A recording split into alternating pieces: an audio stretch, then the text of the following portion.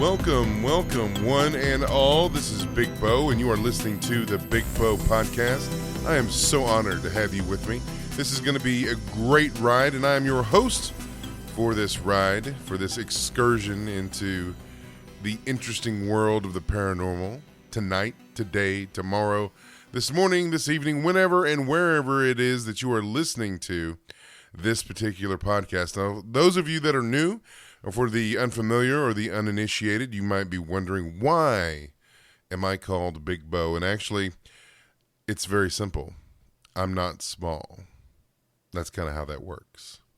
So, we have a great show lined up for you tonight, and actually really great story that I'm really excited to be bringing to you, and I feel very honored to have that opportunity. We're going to be talking to an individual who, really has had a very interesting life, but more specifically, a very interesting encounter. That's the only way that I can really describe it. A very interesting encounter with an entity. And I know that sounds very foreboding, doesn't it? An entity. Yeah. Well, as we get into it, you'll see exactly what that's about. So today, tonight, tomorrow, this morning, this evening, this afternoon, again, whenever you might be listening to this podcast, we are going to be speaking to a man named David. David is an accomplished software salesman, presently residing in southern Texas, near Austin. I believe that's correct. We'll verify that with him. I think it's near Austin. Otherwise known as the second Silicon Valley. But we'll get into that stuff with him. We'll go through the earlier paranormal experiences that he's had.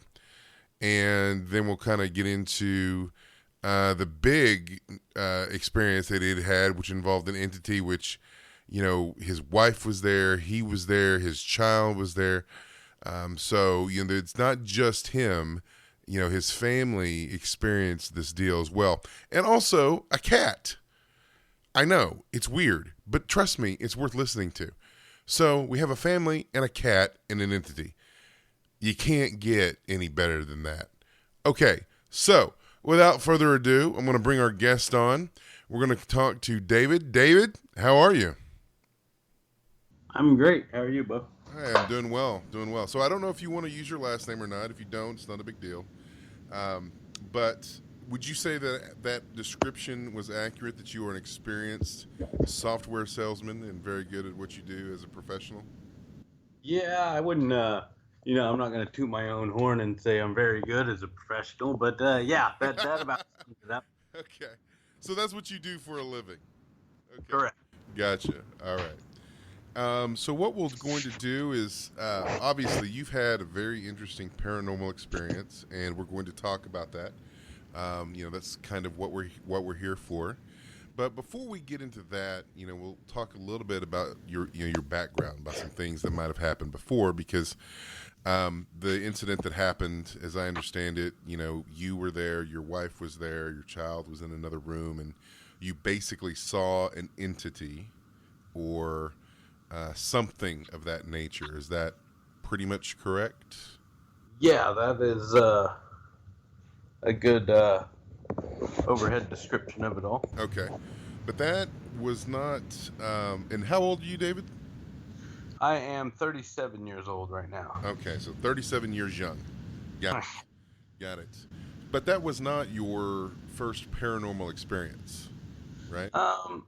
It's the biggest and most impactful, but no, I wouldn't say it was my first paranormal experience. Okay. So this particular experience, how long ago was that? It was actually February 7th of 2017. Okay. I'll probably never forget that date. Okay. So we're going to get into that. We've got about 2 hours, right? So we're going to get into the nitty gritty of that. But how long have you been having? Now, so obviously this is more intense, right? You're saying this is the most intense paranormal experience that you've ever had, but you've had others. So have you ever seen an entity before, or what was sort of the scope of the experiences that you'd had in the past? In the past, and a lot of these, I could be uh, not remembering some because I blew them off as something that everybody experienced. So everybody goes through this, is what I Okay. thought at the time. And it wasn't until, much later, actually, even during that big event, is kind of what made me realize that those were real experiences before that I had put off because I'm kind of a conservative guy. Okay. I'm a black and white guy, I believe. Okay. In the physical world, I mean, that was my only world, before all of this happened. And so, but So the the things that past, you can reach out and touch, basically. right, exactly. But yeah, so I wouldn't say I ever saw anything. I did experience, I felt presence before. Okay. And When was the first time that you'd felt something like that? What was that experience like? so probably I want to say 6, 7 years old. Oh wow, Um, you got yeah, started so early. right. So I was in me and my brother shared a room at the time, and I kind of made a big deal of it, and then kind of let my grandmother and my mother talk me out of it. But I felt there was a presence sitting above me, kind of on my windowsill, like it had come and stopped there and just sat there, and I felt like it was trying to talk to me, but I didn't understand anything it was trying to say or what language it was speaking in. So you didn't see it, but you felt it. Exactly. Okay. All And right. by being such a young kid, I was like, I just closed my eyes as tight as I could and was doing everything I could to make it not appear. So what was the sort of feeling that you got? Um, That that time was kind of a dread, and I don't know if it was because I know there's something sitting above me, you know, um, or if it was an actual like, oh, this is an evil presence, something like that. okay. So you were kind of freaked out, right? Yeah, yeah. Okay. But dread, but it could have been attributed to maybe just, oh my God, what is this? Like, what's going on or whatever. Okay. Right on. That was when you were 6 years old. Yeah, right around that time frame, I'd say probably 5 or 6 years old. Okay. Now, you say that you're a pretty conservative guy, and in that sense, you believe in the physical world. Some people might say that that's sort of a, uh, you know, borderline materialist. Materialist just believes in, um, sort of atheist, right? Like they anything that they can't see or touch, they're not into. They completely disregard. Did you ever go that far, or were you just more of a skeptic? I'd say, I grew up religious, Okay. and we went to church. We didn't miss a service. We were there Sunday morning, Sunday night, Wednesday, every revival. I was a part of Awanas for years. Awanas. Um, What's Awanas? it's like a young boys Bible study club that they do, and it pulls you out an hour a week or 2 hours a week to do strictly Awana activities Oh wow. with other like males your age. So are you one of those guys that could I could like throw out some random Bible verse? You can tell me what it is.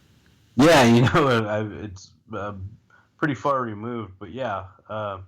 And over the course of this last year, I've delved deep into the Bible. So yeah, I mean, I'm Okay. I'm fairly familiar with the Bible. Well, I'm not going to test you. Okay.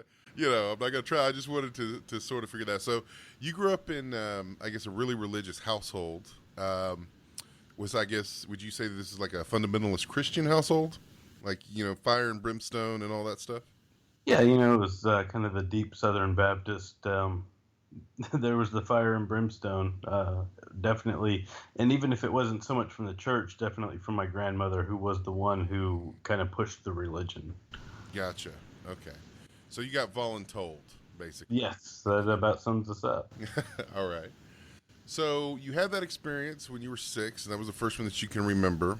But you said that there were others you can remember. You grew up in a religious household. Now, do you think that sort of upbringing sort of influenced how you saw some of these experiences, or do you think you were capable of, at that time of just sort of um, experiencing them independently, like sort of trying to evaluate these experiences on their own?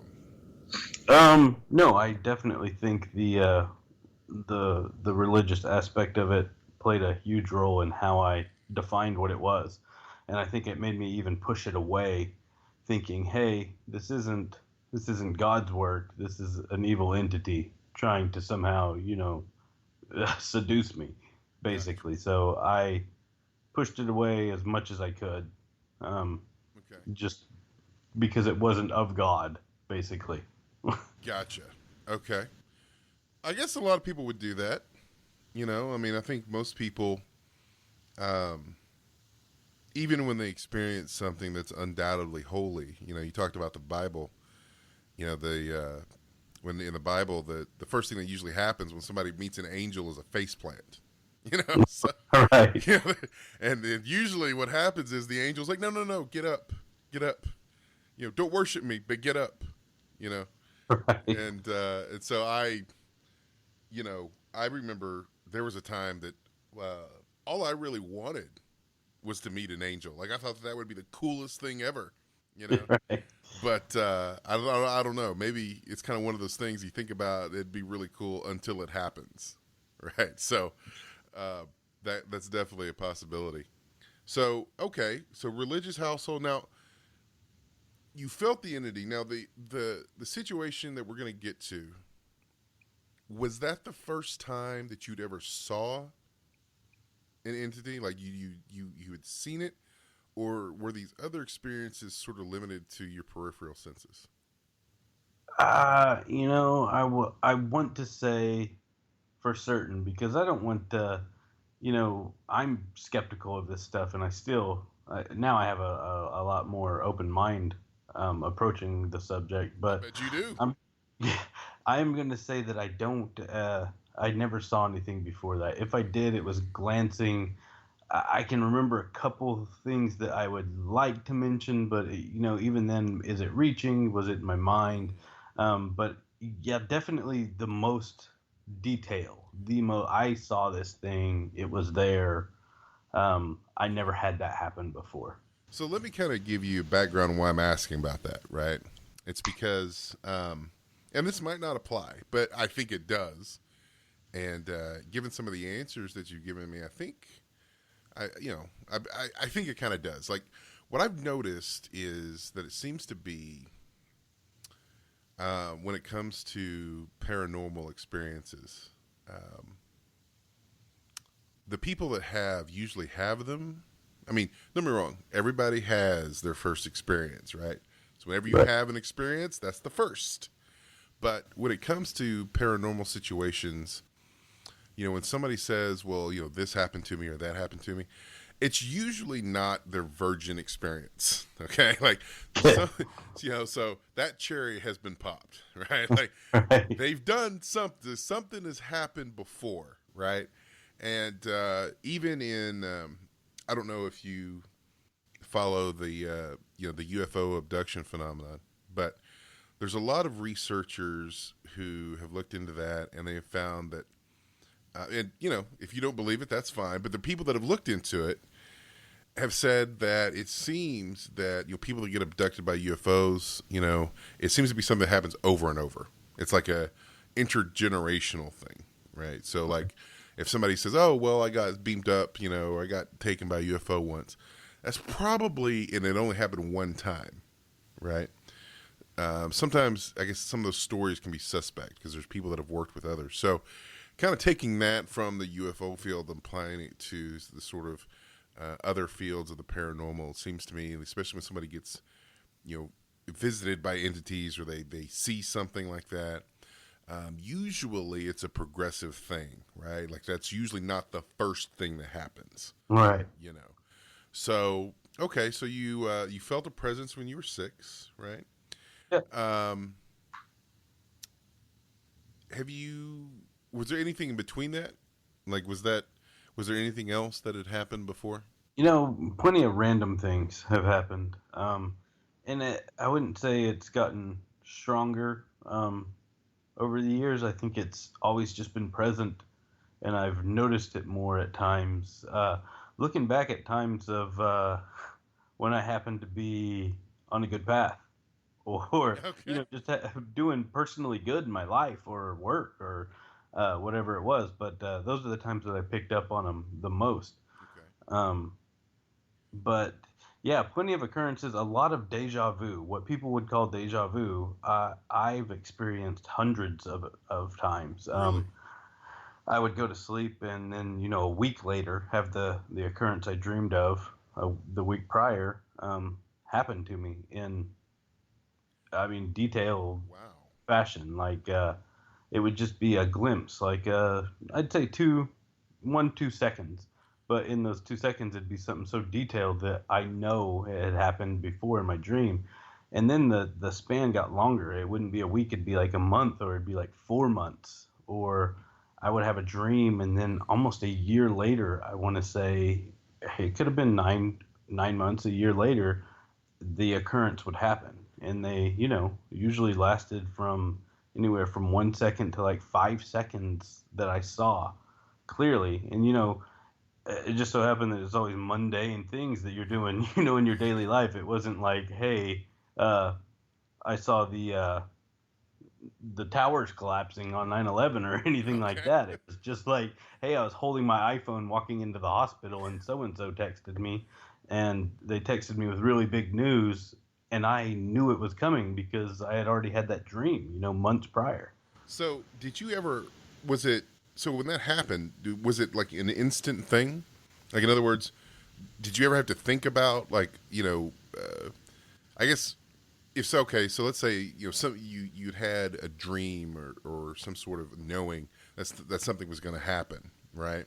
Right. Okay, so when it actually happened, did you ever have to think about it? It's like, oh well, did I dream about that, or did it just come to you instantly? Usually my arm hairs would tell me when it Yeah, happens.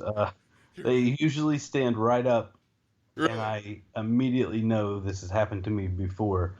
And these occurrences are ones that I've looked into every time it happens to me. I get on an internet search. I mean, back in the day when you had limited internet, I Hmm. was at the library trying to look this up, as a young teen. I was like, what is this that's happening to me? Trying to figure it out even back Really? then.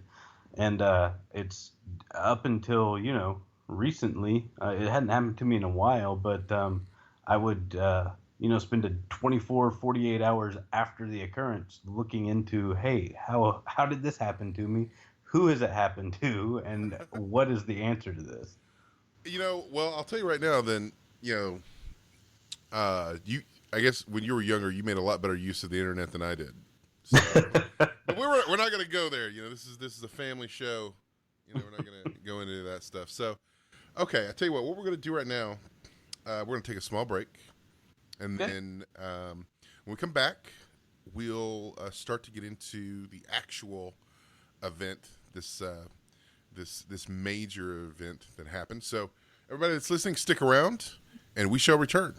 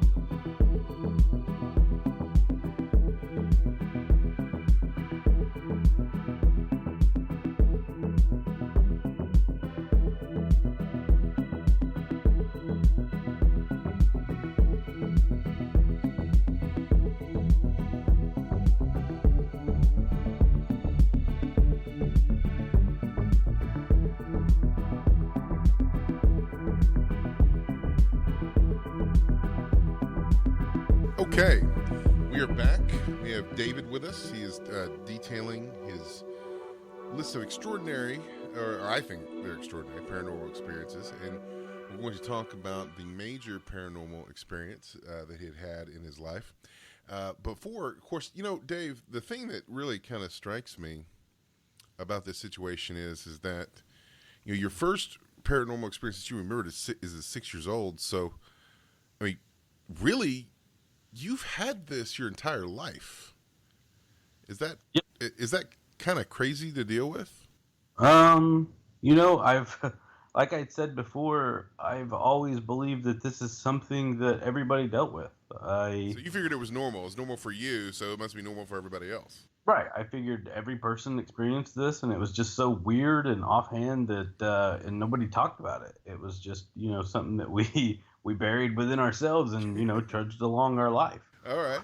Now, that's interesting. So now, were you the only person? Like, I mean, I guess people might not talk about these things, but was this limited to you, or did birds of a feather flock together? Like, did you know anyone else that kind of had these experiences? Yeah, of course. So my brother, who probably even a little more conservative than me, especially at the time growing up, uh, he definitely wouldn't talk about it, but he had occurrences that he did on rare occasion talk about. Um, a couple big ones, and his were always seemed a little scarier than mine. Mine weren't. I don't remember it being like, oh man, that put the fear of God in me. I remember it, happening, but I don't remember, Okay. being so scared. So it wasn't limited to just you. Like, this is sort of like yeah, not just the people that are in your immediate circle, but like your family experiences these things as well. Yeah, so definitely on my mom's side of the family, I should say that. Never anything on my dad's side of the family that I've, heard about.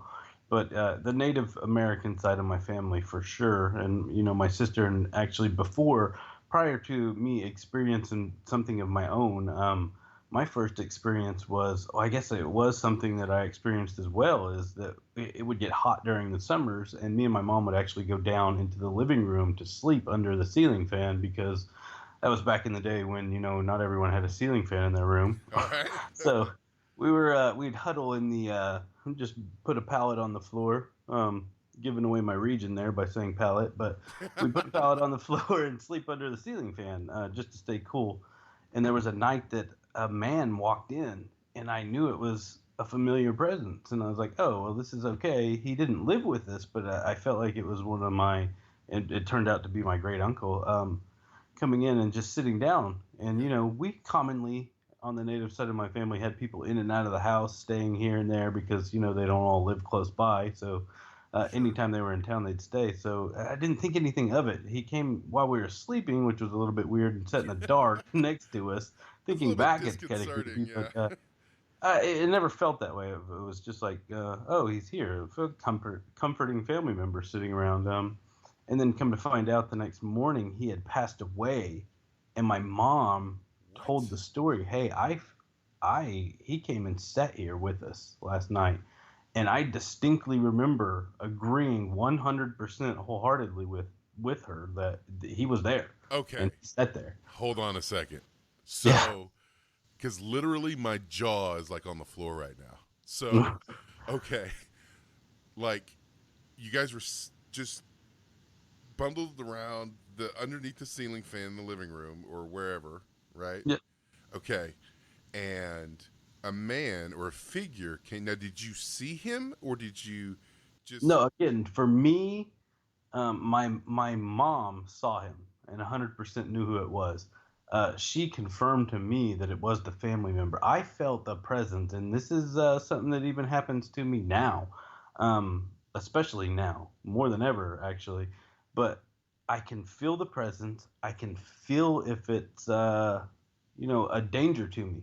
And there's times that I don't call it intuition, whatever it is. I just know what the presence is. I know it's friendly. I know it's family. I know it's of So, strange origin. so So your I, mom for sure saw this, but you. yeah, she's the one that actually told the rest of the family, and it's actually a story that my family still kind of talks about. Well, old when Jill saw this, and Throughout time since that, she has commonly seen people prior, just right before they end up passing away. Oh my gosh. And so that's something that's always happened to her. And I've questioned her and bothered her about this stuff, especially since the big event. And she's like, "No, that's all that's really. There's some weird things, but she seems to always see people right before they die. It almost That or just or that yeah, just blows right my after. mind. Like my mind is literally blown right now. Okay, Yeah, so how old were you when that happened? I was younger, so that was back in the day when we would do that. We were watching. We'd go downstairs and cool off and watch Taxi and Who's the Boss after the nightly news. So that was, I had to be around probably 4 or 5 years old because I remember distinctly I would go wake up from there and go to kindergarten. So I was 5 years old around there. Wow. Okay. That is such a trip. Like I don't even mind telling you that is such a trip. Uh okay. So, Yeah, I mean, telling a story like that doesn't even. I don't even flinch anymore.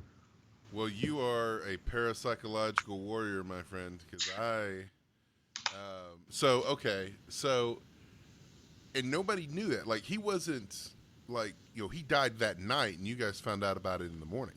Exactly. Okay, and was he like in a hospital? Like I guess really what I want to do is just make sure that he didn't wander in there and say hi to everybody to go somewhere else and die. Like he No, he was. was. He was, I think, in Tahlequah, and we were in Oklahoma City. So that's what about an hour? I don't even know the timing, but he had actually passed away when he went to sleep. So he was dead overnight, and they found him the next morning already dead. Wow. Okay. All right. So and your mom and you wait, I can't remember, did you say like or who is it that usually sees people before they die? Was it you or your mom? That is my mother. That's your mother. Okay. All right. So I should be careful about like if I get a phone call from her saying that she saw somebody. Yeah, Be like, okay. yeah. All right. Like was it 2 o'clock in the morning and they weren't actually there? Okay.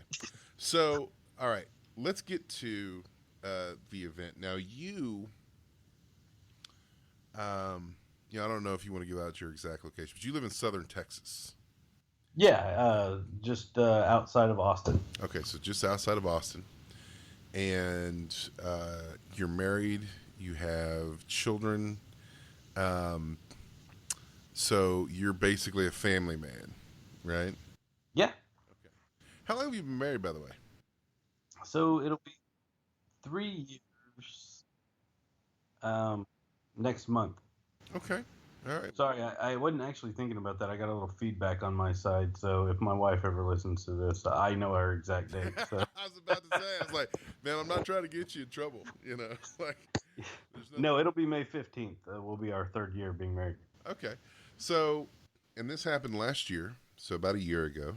Yep. All right. Well, let's just kind of get into how this happened. So, I'm assuming, was this on a weekend or was this during the week?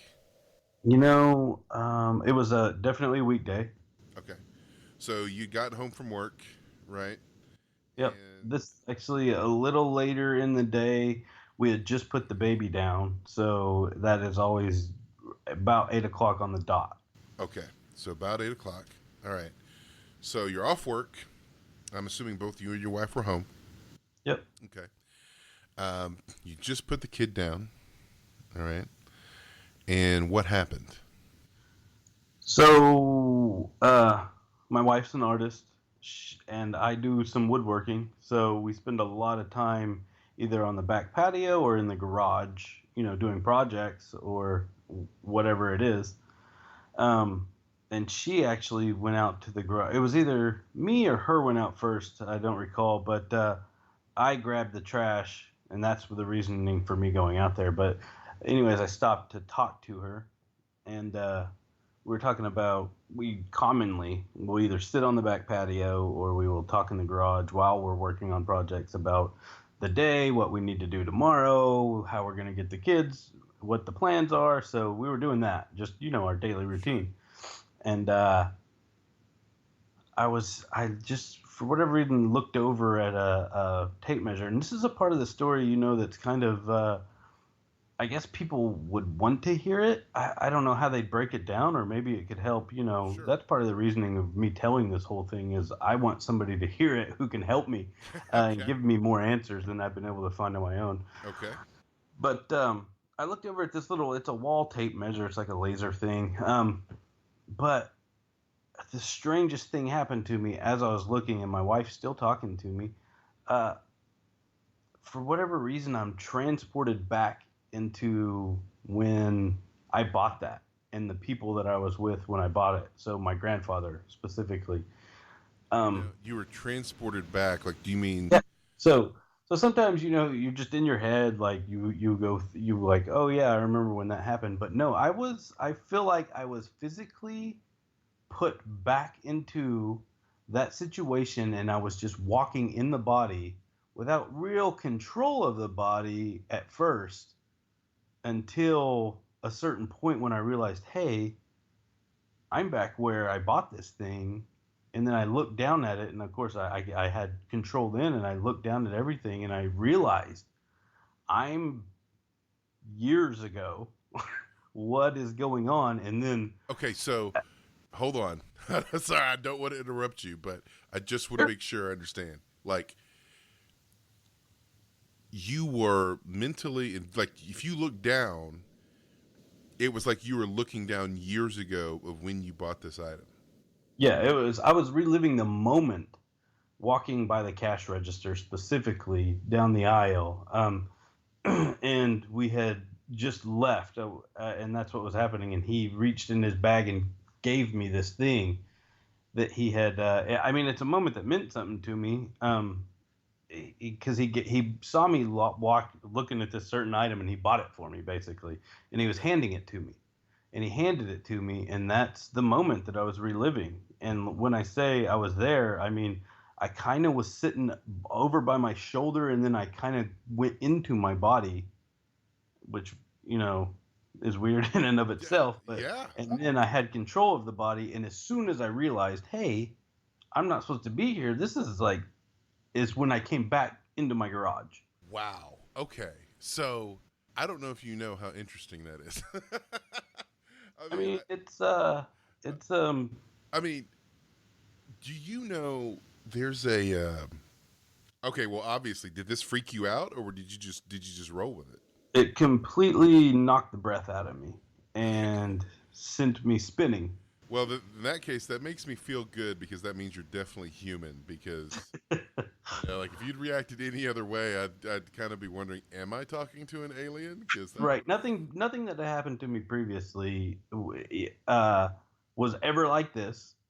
And this is a smaller event. Like I said, I don't even mention it when I tell the story that I've told so many times to my friends and family. It's because it's almost a minute detail that I don't even know needs to be mentioned. so now did this happen? Had you touched this object? Is that when it Now, happened? now I will say I'll go back and say that when I touch things, I feel, again, going back to that feeling I get when I touch certain items from my past that have some sort of sentimental hold to them. I can almost feel that feeling that I felt back then. What? And I mean, it rains over me, and I'm a collector of things, and I have all. It's almost embarrassing the number of things I collect. David, But you're holding out on us, buddy. You're right, seriously holding out on us. That is a major psychic phenomenon, right yeah, there. and I don't know, what it's called. I don't know. I mean, I know more about it now after the event for sure, but I never knew it was related to any of that. I thought it was, again, I thought it was just something that we did, something that humans do. Okay, so I think sometime we're gonna have to talk about what normal humans do because apparently you're exceptional. There's like so many things. Okay, uh, do you run a 4240? I'm just curious. No, I do not. All right, well, because if you did, I was gonna let you know that's rare. Like no, most people don't do that. But okay, All right, hold on. So you have I don't want to call it a knack, but it almost seems like a knack. Like you have some sort of ability to, when you touch items. Now, could it be any item, or is it just something that you own? So no, I will say at first it was just my stuff, right? Okay. And something that held great meaning to me. So, uh, let's say my mom gave me something when I was moving away for the first time, Mm-hmm. and it had to do with that moment. It's not the item, of course. It's not the material item that I want to collect. It's not. It's the feeling that I can get back from that item for Okay. me. And I am transported back to that specific, not a warm and fuzzy feeling. I'm feeling what I felt in that moment every time I do this. Uh, and it's only for a second. It's only for 2 seconds, but it's always worth it to me just to feel that, that reassuring feeling, that love that you felt when it happened. So, So okay, that's sorry, go ahead. kind of it for me. Okay. All right, I'll tell you what. We're gonna take a shorter break. Okay. All right, and my mind is actually blown right now, but it's okay. So I need it. I need it. So it'll be all right. We're gonna talk about this stuff for a second because I really do want to get to the event, but you just kind of dropped a nuclear bomb on me, so it's gonna take a second. So okay, so everybody, stick with us. Enjoy the messages. Enjoy the music. We shall return shortly. David, do not go anywhere. We will be right back to you, and we will sort this deal out. All right.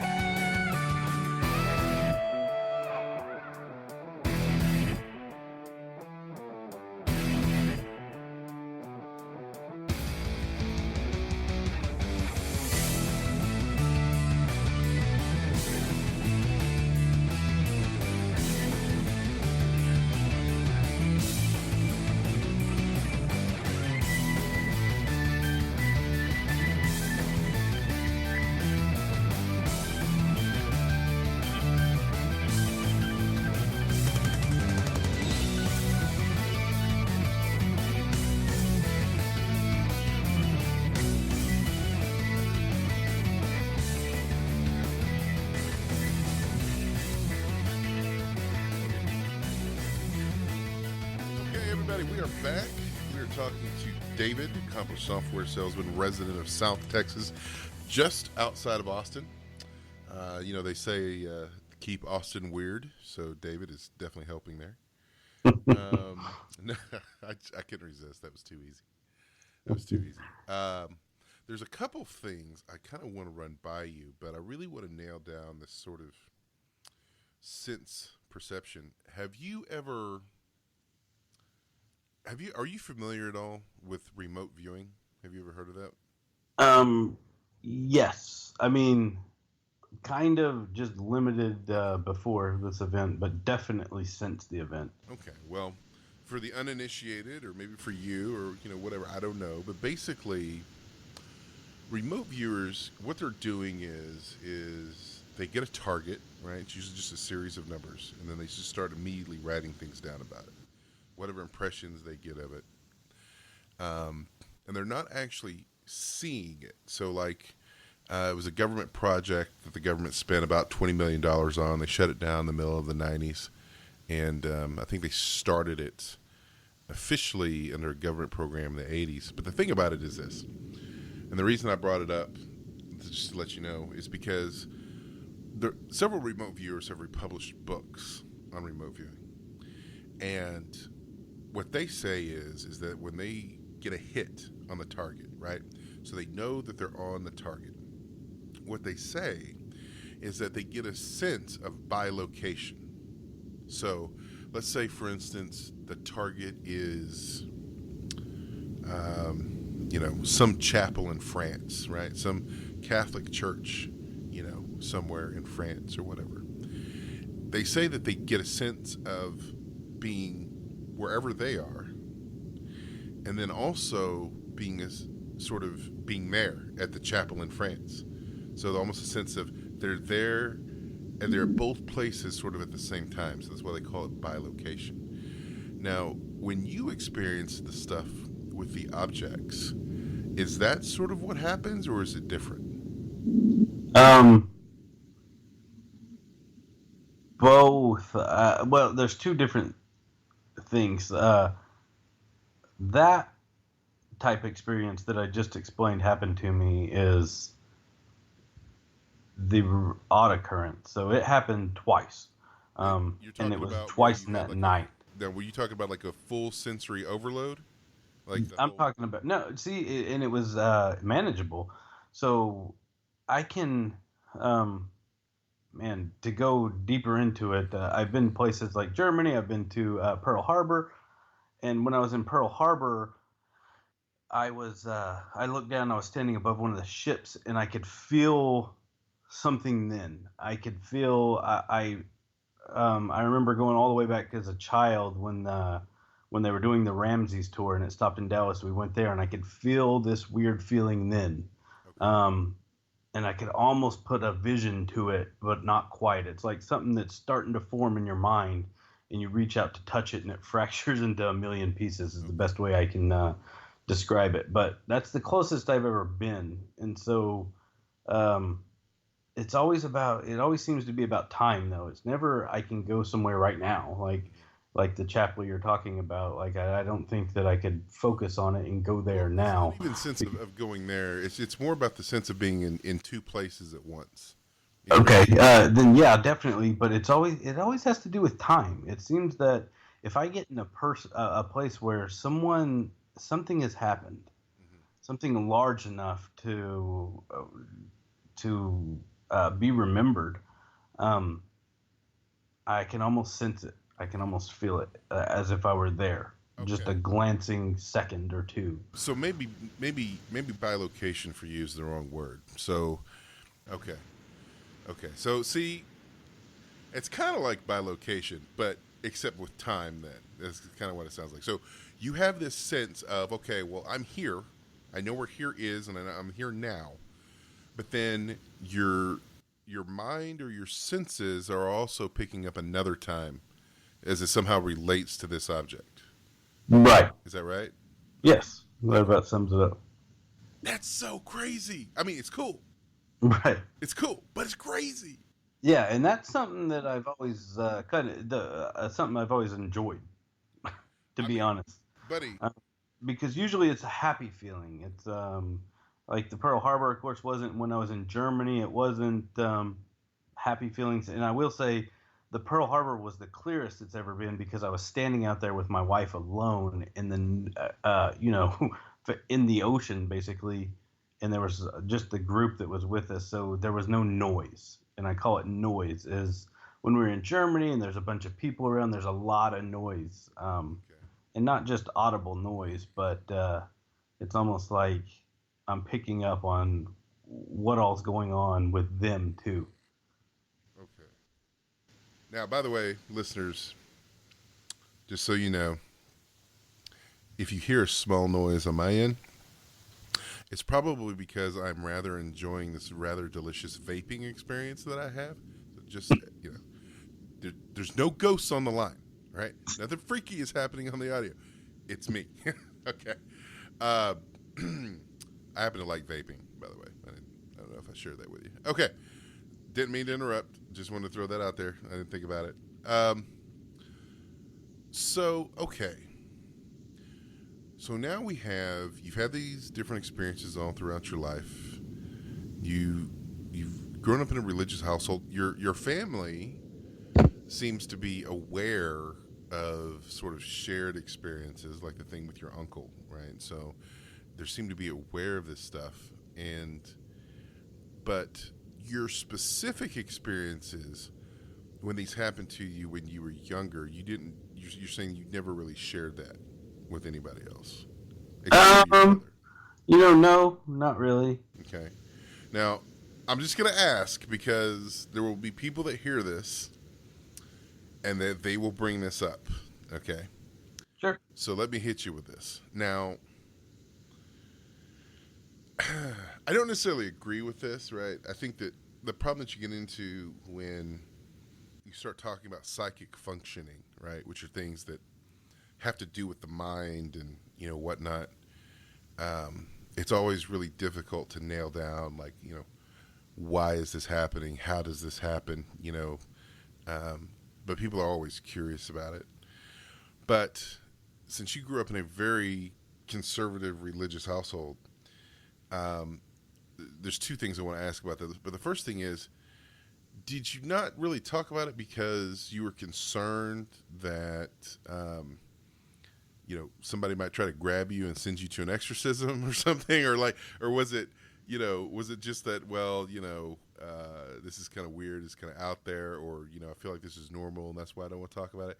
I mean, I'm just kind of curious because there are religious people that would, the second that you tell them that uh, I mean, I guess some people might say, oh, well, you have a gift of the spirit, but there's a lot of people who would say that those are demonic influences and that you need deliverance and whatnot.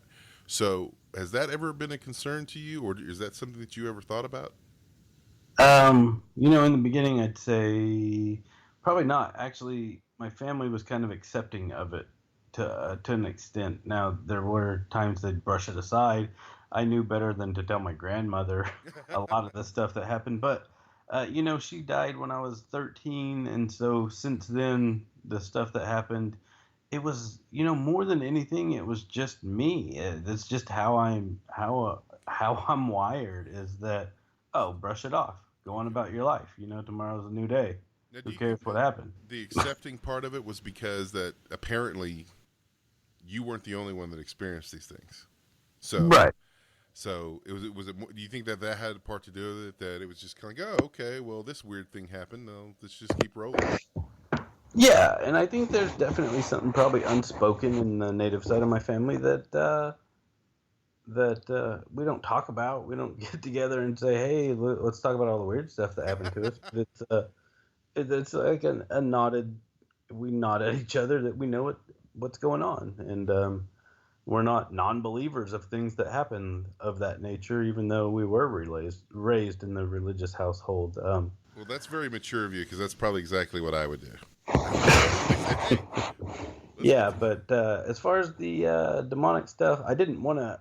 It was more, I'm afraid that something demonic's actually happening, Okay. more than I thought anybody was going to do anything to me. So, Another way that I'm wired is I don't care. I okay. honestly don't care what people think about me. Now, okay, so there was a point though you were concerned. You're like, that this might be a demonic situation. Like you might not be worried about what they thought, but that was a concern that you had at one point. Oh yeah, yeah. No, demons would put. I'm scared of demons. I'm not scared of humans. Okay, all right. Fair enough. Okay, so now we're, you'd gone outside, you touched this object, you had this beginning experience with what I like to call like a full-on visual overload, Right. and or not necessarily a visual, but a full-on sensory overload. And that's the first time that you ever had that. Is that right? That's what you Right. said? Okay. So everything else, you kind of had a sense of sharing time, and that had happened, I guess, on and off throughout your life with when you come into contact with different objects. Is that right? Right. Okay. But this time, it was, I guess, almost like VR. Like you were like, okay, you know, Yeah, that's exactly what it was like. That's a good way of defining it. I've never, really thought of it that way. okay, all right. Well, that's how I processed it. Like when you were talking about that, that's how I processed it. Because Yeah. when I put my Vive headset on, the outside Right. world disappears. Like it's gone. You know. That would be a good way of describing it. And like I said, I came over my right shoulder, and then I was in my own body, and then I had kind of had control of my body. And as soon as I realized that, about 5 6 seconds into it is when I came back. And I never had the sense during that time that I was in my own garage. I will say that. And Okay. when I realized I'm not where I'm supposed to be is when I came back to my garage. So in that way, was it kind of like a dream in the sense that sometimes when you're dreaming, once you figure out that you're dreaming, you stop dreaming and you wake up. I'm not saying you were dreaming. I'm just saying that, like, is that sort Yeah, of parallel? and I don't have a whole lot of dreams, dude. I don't remember dreams. That's something else that it's been years upon years that I've had any dreams that I remember. Gotcha. But that is a good way of describing it. But there was an overall sense that I knew that I was thinking of a memory, but I was actually in the memory. If that makes any sense. Okay. I mean, I can dig it. I can dig it. So it was almost like walking around in VR, and then once you became aware of it, you basically came back into your body, which I guess sort of sparks an awareness of your body, and then the experience stopped. Yes. Okay. All right. And was there anything, um, I guess, overly special about that object? Like, I mean, was it a rare item? I mean, obviously it was special to you. Yeah. No, nothing at all. It's just a regular tool. Okay. Well then, not that special to you. Okay, so not too sentimental. I mean, I have some sentimental attachments that don't make sense, right? Right. So that's why I was just saying. I mean, there's, and some things that would make sense, but things are special to other people for different reasons. Okay, so this happened and it kind of took your breath away, and you were kind of like, WTF? Yes. Okay, so then what happened? So I was reeling from that happening, and I kind of took a couple steps back and turned towards my door, going back into my house. And Oh my wait, hold wife up, asked me if I was okay, and I David. said no. David, hold on. Let me back you up for a second because I just Yeah. had another thought, and I apologize. We'll come No, back go to you. ahead. Have you ever had like anything else? Like, have you ever had like an out of body experience that you remember having before this? No. Okay, so never a sense that your soul or yourself is somehow separate from your body, and you're just wandering off, wherever. This is the No. first time any So sensation for like that. everything that's ever happened to me in my life, never any separation of the two. Okay, okay, all right. So let's continue. So let's go back to you got awareness of your body. You're like, WTF? You're kind of reeling, and then your wife asks you, you're okay, and then just pick it up from there. Okay. My wife asked me if I was okay, and I said no, I'm not. I was like, I'm in a bad way. Something, and she was like, "Oh, okay, what's the matter? What's the matter?" And I'm like, "I'm just freaking out." And I said that. I said, "I'm freaking out. I'm freaking out." And I put my hands up, like, "Don't touch me." She came over to, like, console me, and I was like, "Don't touch me right now. I'm good. Just I need some space." And so at that point, she was close to me, and she was like freaking out with me. Completely understand it, but she was kind of boxing me in the corner next to the door, Okay. and it was making me claustrophobic. So I walked past her and kind of leaned down, and like I said, I'm still trying to catch my breath. Mm-hmm. Um, and I lean down on this bar stool chair that we have sitting there. And when I do, I mean, I'm closing my eyes as I'm leaning down, just to try to gain my bearings. Sure. And I look over and I glance and I see this stupid. I mean, it always has to be the dumbest thing, I guess, but it's a stupid Elmo chair that Okay. my stepmother had bought for the baby that was sitting out in our garage. Okay. And I just glanced at it, and as I was closing my eyes, so I glanced at this Elmo chair, and as I closed my eyes, I'm sitting in my living room with all the windows open and the sun coming in, and my cat is just laying on my lap, and I'm just petting him. And there was no sense of I'm coming into my body or anything. I was just there. I was Okay. just sitting there on my couch. And So, for about 12 seconds, it was over 10 seconds that I was there petting him before I realized my cat just passed away. This isn't real. what? And then I came right back into the garage, and that's when I kind of lost it here in the physical world. Oh, wow. Okay. Right. Okay. Okay. Okay. All right. I need a moment. Okay.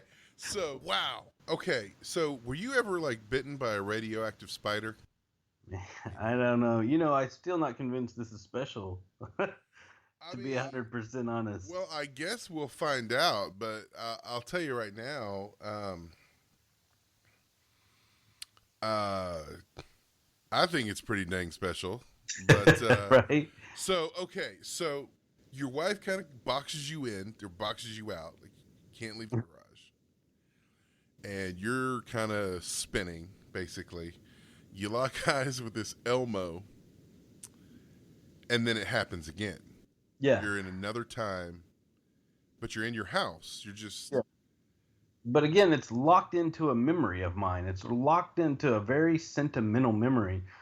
We got that Elmo chair a couple months prior in the mail from my stepmom. We put it out, and the baby wanted nothing to do with it. It kind of frightened him. okay. And so we left it out just thinking he'll like it. He likes Elmo. He's going to like this friggin' chair. He's going to sit down. He's going to love it. But he had a scary clown experience. Right. And so I turned the corner one day and I'm like, I'm going to get this stupid Elmo chair out of here. And the cat is laying on it, my cat. And I'm like, well, look, somebody likes it. And I left it out, and the cat would lay on that friggin' Elmo chair.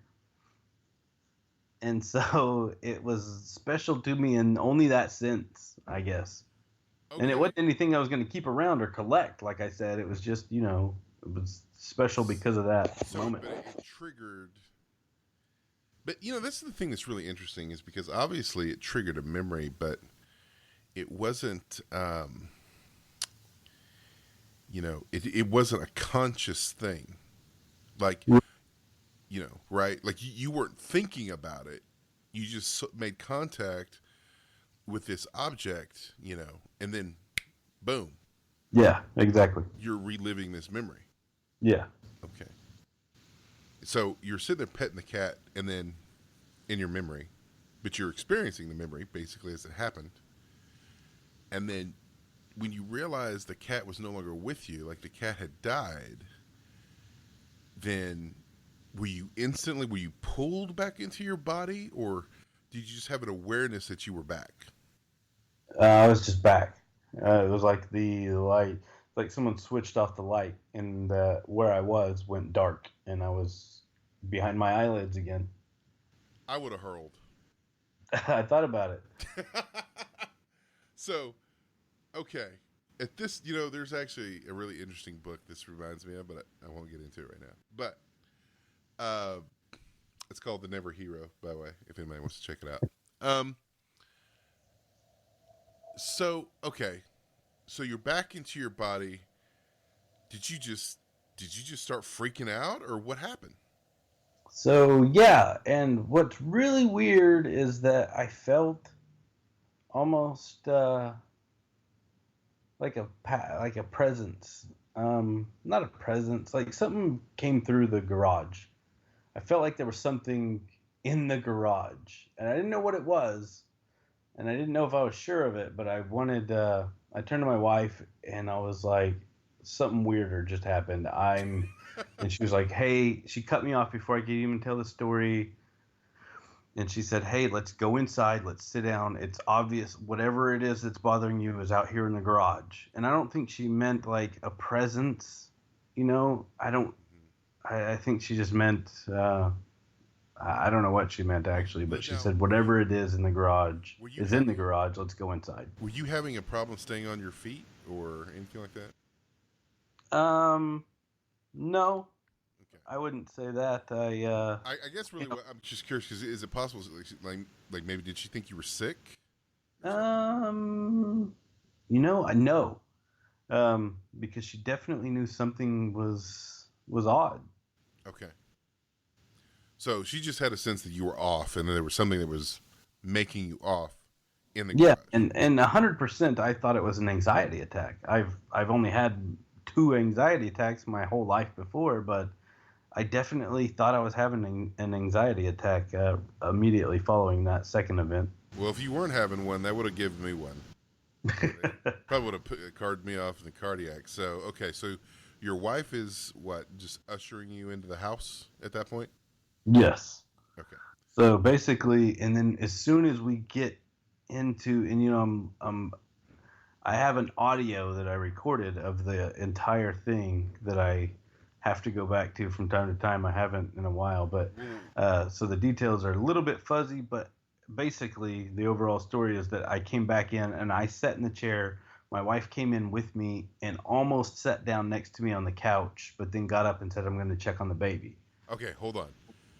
Did you say you have an audio?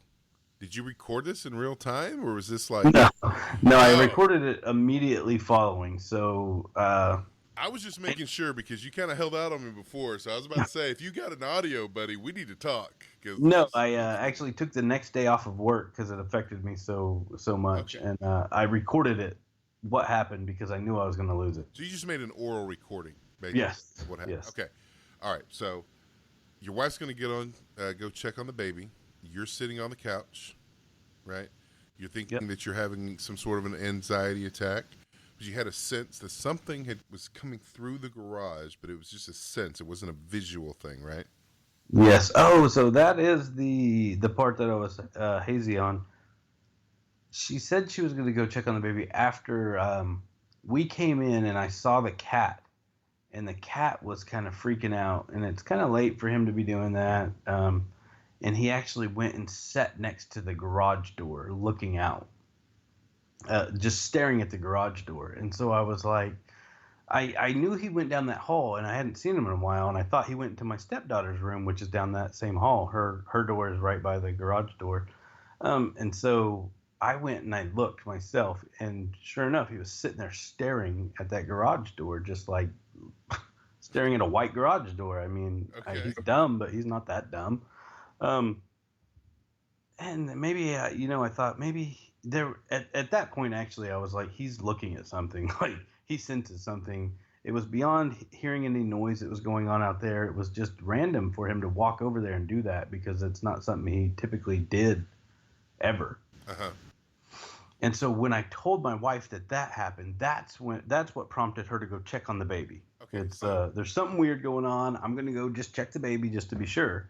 Like when did you notice that was happening? So as soon as I came in, the cat was walking kind of towards me, and that's what I'd say. He was acting weird, like there was something off, and I can sense it with him. And I love animals. I'm real close to animals, all animals. Okay. And so I could just sense like he was on alert too. So he's staring off into nothing, basically. Right. And then you tell your wife, and then your wife is like, okay, I'm going to go check on the baby. Yeah. Okay. And there was a point that the baby like yelled out, and it was right coinciding with one of the weird things that was happening.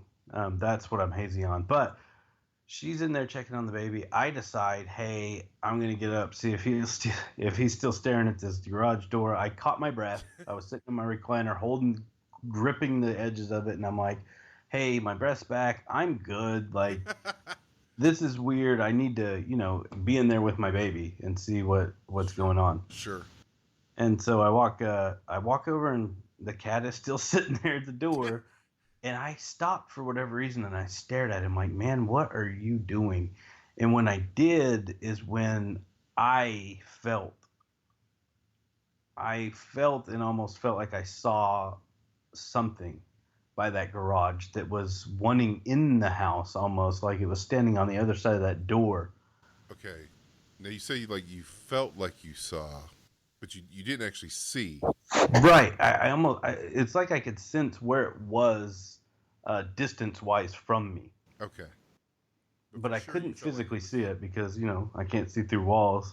I mean, I So, don't know. I mean, maybe you right. can, but No, and it's the weirdest thing how I feel these things. It was like I described my whole life. I felt a presence. I knew it was there. I knew its location, but I wasn't going to look at it. I'm not addressing you. I don't care what you are. You're of the devil.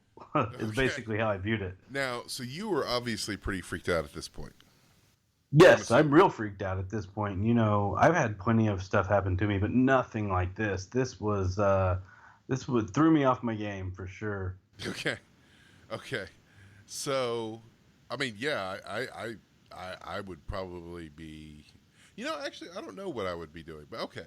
All right. So you've got a sense that there's something in the garage, and you're feeling pretty sure about that because you've got an idea of where the location is. Right. So, did you go into the garage at that No, point? so as I noticed it is when it was like and I'm giving words to this thing but I'm just telling you what I felt from, my perspective is that I Sure. felt like it was by the garage door, and I felt like, oh, I can't get in this way. I'm just going to go over here. And it started moving, and as it did, I felt this thing moving towards the room, like through the garage wall that is there and towards my son's room. And so that's weird enough, but the cat was following it. At that point, he started walking down the hall staring at the wall. So you noticed that the cat was also tracking this thing. Yes. So that's when I backed up a bit, and he walked all the way to me, and it stopped, and he stopped, and he's still looking at the wall. And I'm like, holy shit. At this point, I'm hair on end. Uh huh. Like, there's something here. He sees it. And so I walk to the bedroom door because I don't want to, I don't know what's headed towards my son's room. And Right. I peek in the door just to see if they're okay. Mm-hmm. And it's like it's by his closet now, Okay. just outside or in his closet. Okay. So Um, and or my wife and is holding him now in the recliner, just rocking back and forth with him. so your wife has got your son in the recliner, Yes. rocking back and forth. This presence, if I understand correctly, has gone from the garage with you and the cat following it to it's going towards your son's room. And now, is it in the closet of your son's room? So it feels like it's in that general vicinity. I Okay. wouldn't say at this point I still don't have a physical. I still don't have it in my visual sight or anything. I just have that presence, Okay. and it feels like it's somewhere in there, in like almost in the walls, So at right this there. And point, it's not like a creepy, scary monster. It's like this presence. That's all I can describe it as. so the It's experience is what's freaking you out, but you're not yeah. really getting any vibes or anything from the actual entity. Yeah, I'm just basically wanting to be there. Like, how you defend your family if a physical presence was Sure. actually there. Like, so a man was walking up. Hmm. I'm basically doing that, but it's not giving me any indicators that it's trying to harm anything. I don't know. It's almost like it's curious. But I do check back with my cat. I look back, and he's still deadlocked on this thing, right looking where I feel it. And at that point, after I look at my wife and I'm like, I kind of nod, "Are you okay?" And she nods back. It like rifles from where it is all the way back to where I would think the edge of my driveway is, almost at the street level. Okay. So, but at this point, the only things that are aware of this thing are you and the cat. Yes. Okay. Okay. All right. So what happens next? So a few things happen. Minutes go by. I think I start walking back down the hall. My wife puts the baby back up. And she's coming down with me, but she comes down a little bit after me, so I go down there, sit in my chair, and I notice the cat, has given up, walked over to his food bowl, got a drink of water, and so, but then he walks back and he walks towards the front door, and he kind of just sits there, at the edge of the rug, staring at the corner, like where the hinges are of my front door. And there's kind of a little alcove there. So he's looking at a area, and I don't think anything of it. But then I do start thinking something of it, and then I see him like almost getting ready to pounce on something. Not like, hey, I'm gonna attack you, but like, what is this thing? Mm-hmm. Like getting down, getting his, how cats do when they get ready to pounce. Sure. And so, but he stops and he's just in this crouched position. And then my wife comes in and sits down. She asks me a question, and I don't fully hear her because I'm I'm trained on this cat. Okay. And she notices that I'm not listening to her, and she just starts staring at the cat herself. Okay. And at one point, we're staring for a long time.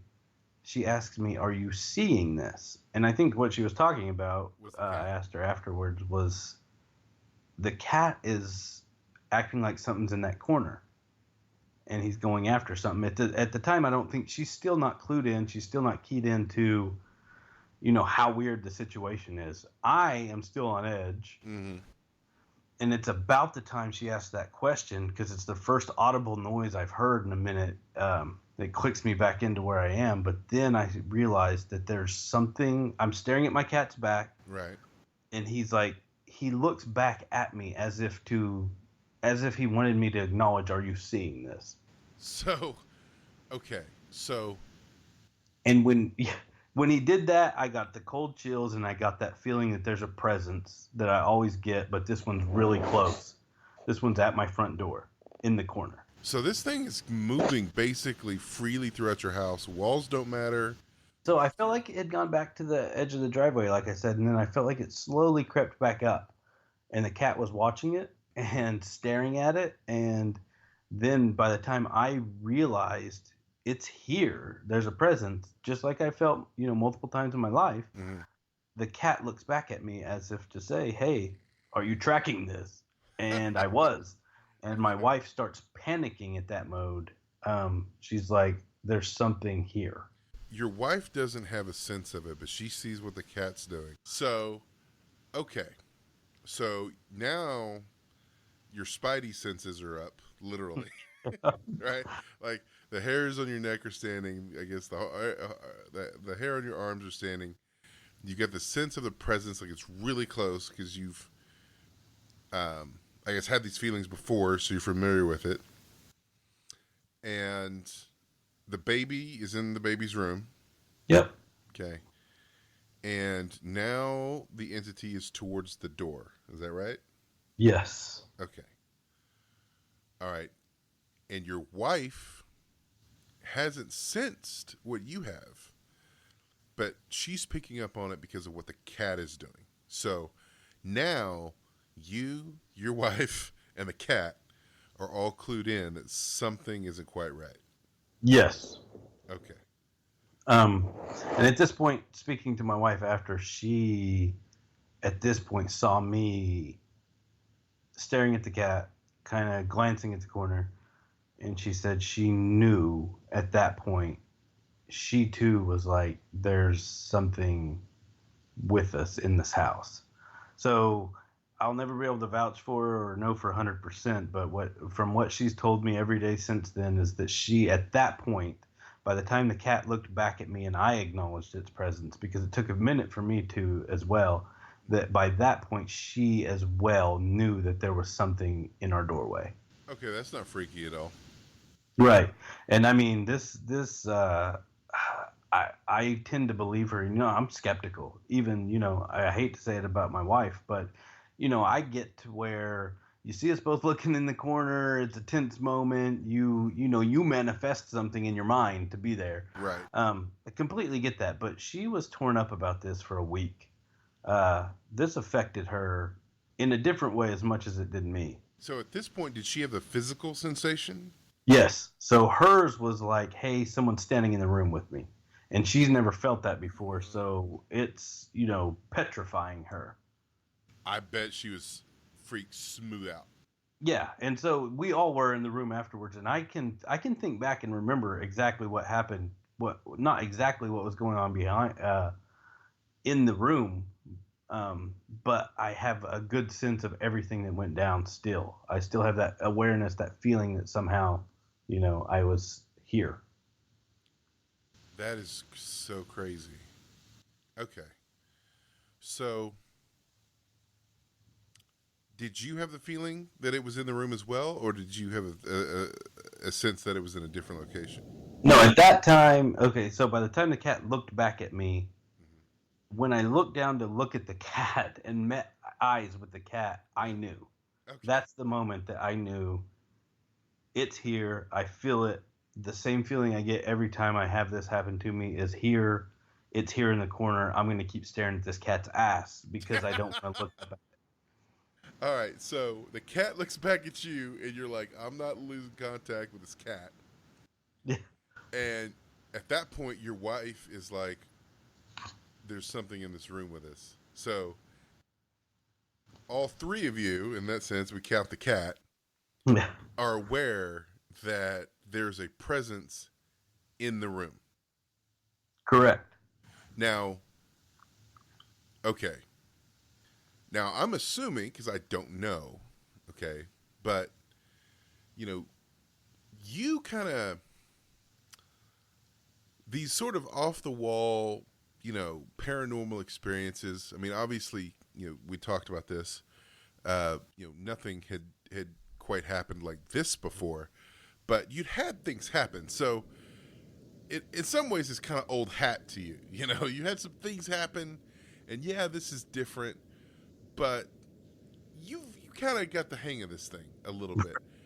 Your wife, Somewhat. okay, right, somewhat, a little bit, because obviously this is on a different scale, Yes. and not just this, the interaction, or I should say not necessarily the interaction, but the perception of the entity, but the preceding sensitive deja vu, or I guess full frontal VR deja vu, if that's even appropriate. I have no idea, but the VR overload that you had, right? Maybe we can make that a thing, the VR overload as it applies to the paranormal. If we can call it full frontal VR overload, I'll get on board with that. Okay, full frontal VR, the FFVR Yeah. is what we'll call it. So, well, because okay, so, touche. Fair enough. But those two experiences that you'd had previous to feeling the presence of this entity, those types of sensory situations had never happened before either. Right. So even though you're kind of old hat, this is, as old hat as far as experience the paranormal, this is kind of new territory for you. Your wife, on the other hand, I mean, had she ever experienced, did she have any frame of reference for this at all? Or is this completely new? She had a couple weird occurrences with me, but nothing in this realm. Nothing. One of the most impactful things that's happened to me from all these occurrences in my life actually happened with my wife in the car, and she witnessed it a year earlier when our baby was born. So she was introduced to it then and already had that Okay. that big impactful moment that weirded her out, but nothing like this one. Now, in that moment, was it something that she experienced, or was she experiencing it because of your experience? So I mentioned animals. I have a history with animals. I get close to animals, not just my pets, but like I said, I can go out in nature and be close to animals. Birds, squirrels, dogs, deer that are out. And so just long story short, it was 3 a.m. She went into labor. I was driving her. We took the back route because the hospital is only 2 miles from our house. Okay. But it's a really dark street that you have to turn down because you're coming in from behind, and there's one light there. And as I turned, we saw a big buck, in our headlights, and then right next to it was a doe, and then right next to it was a little, just a, I don't know what the name of it is, but it's a baby deer that was about half the size of the mother standing there. And I was like, oh, look. And Nikki was like, oh my gosh, deer. And as I turned, because I'm turning anyways, right, I turned, my headlight shone on this tiny, like knees shaking deer that was just standing, just like shaky legged by its mom and dad. Okay. And all four of the deer acknowledged us and looked at us as my headlights hit them, just like, it would, but they all just looked at us. And it was a big moment because we were on our way to have our baby. Oh, wow.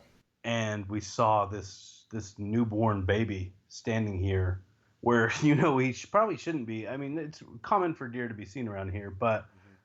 the where he was weird, and it was like the it was like our family. It was the male, the female, the 11-year-old stepdaughter I had, and then this brand new baby. And it's a quarter mile from the hospital where we're going to have our baby, and it was a really impactful experience for both me and my wife. Even that wasn't something that was prompted on her own. Like everything, like she experienced that because you experienced it. But Right. okay, so but this situation, after all this had happened, she finally got a sense of the presence as well. Yes. So now she's fully aware on her own that something is going on here. Right. Okay. Now, did you try to talk to this thing, or what did you do? No. So that's the thing. I'm looking at the cat's butt, like I said. That just freaks me out. Okay. I just well, it's a lot better. The other thing would have freaked you out a lot more. So, uh, Okay. but I just had these two things happen in the garage. I'm still coming down from that. And I've had these things. I said these presences before, but I've never. This one felt like it was here for a purpose. Like I piqued its interest, or it finally piqued mine. Whatever it was, uh, I was looking down at the cat and I thought, you know what? I'm going to acknowledge this thing for the first time ever. I'm just going to, whatever you are, I'm going to acknowledge you. Okay. And it was like I had a lead brick tied to my head as I tried to lift it up to look at this thing. And, you know, I don't know, looking back, and I've replayed this in my head a million times. I don't know if it was my thoughts trying to produce an image. I don't know if I actually saw it there, but what I saw in my mind was kind of in that corner, like it was a darkish. There was light around it, Mhm. nothing bright, nothing flashy, but it was like just a pile of something, like almost like molten lava. It looked like a melted candle, to be 100% honest, like a smoke gray melted candle. Okay. So now was it physically difficult for you to look at for you to raise your head, or Um, I think physical and mental. okay? Now was it because of fear, or do you think that this entity was trying to stop you from looking at it? No, I don't think. I think it.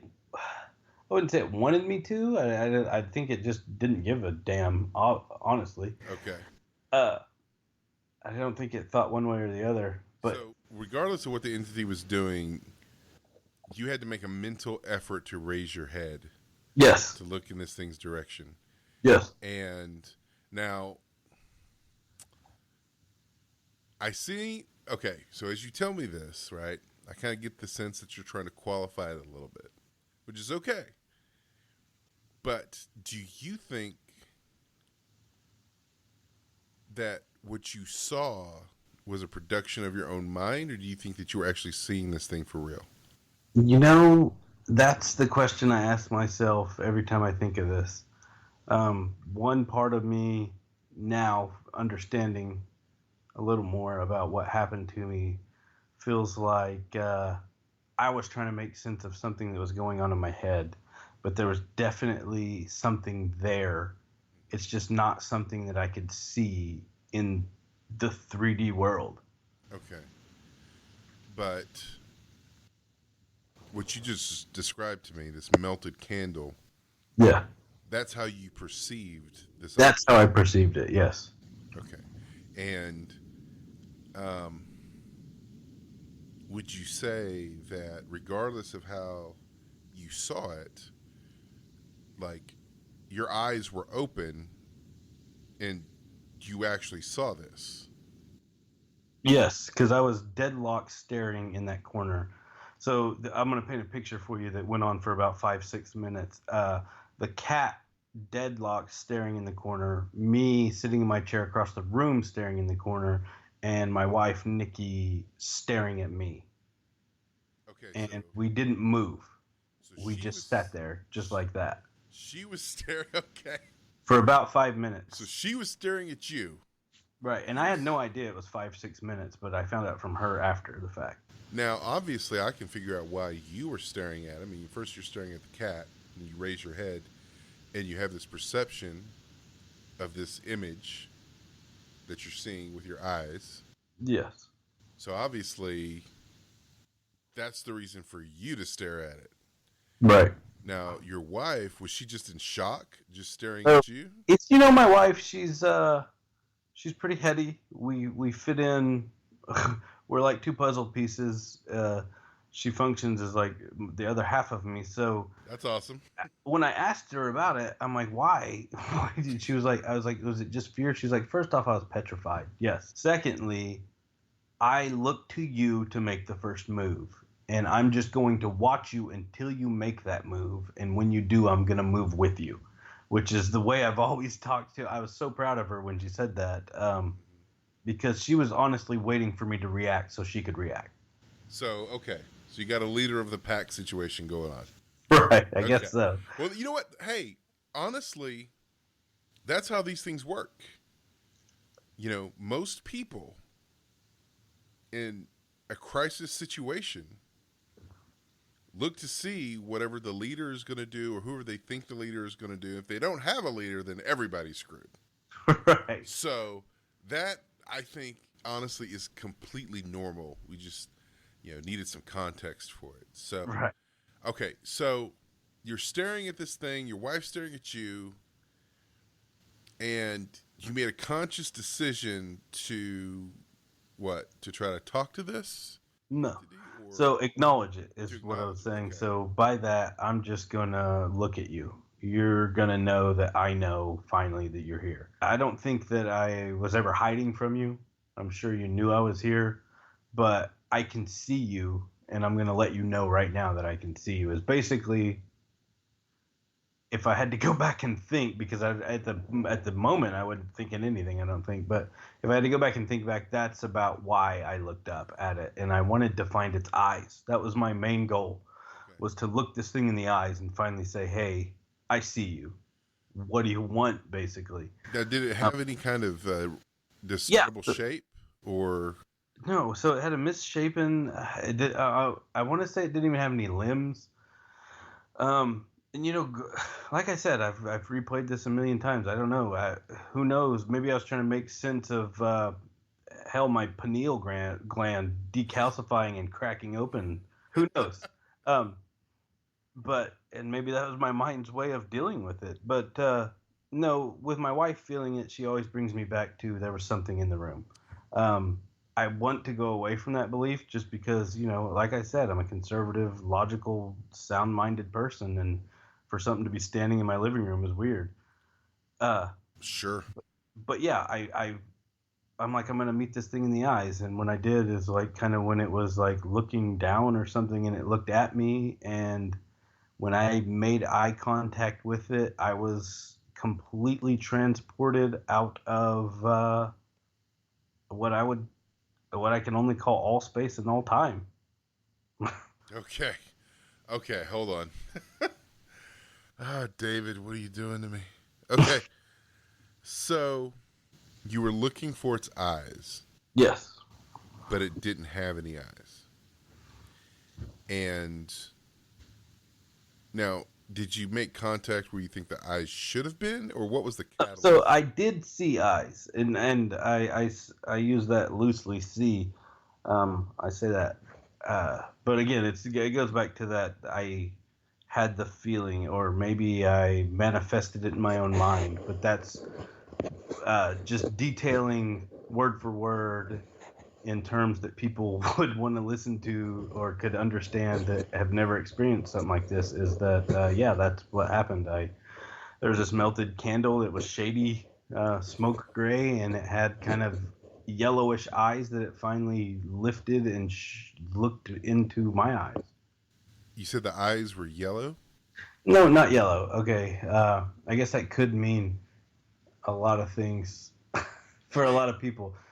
Orange is more what I was meaning, Okay. almost like a molten. I said it looked like molten lava.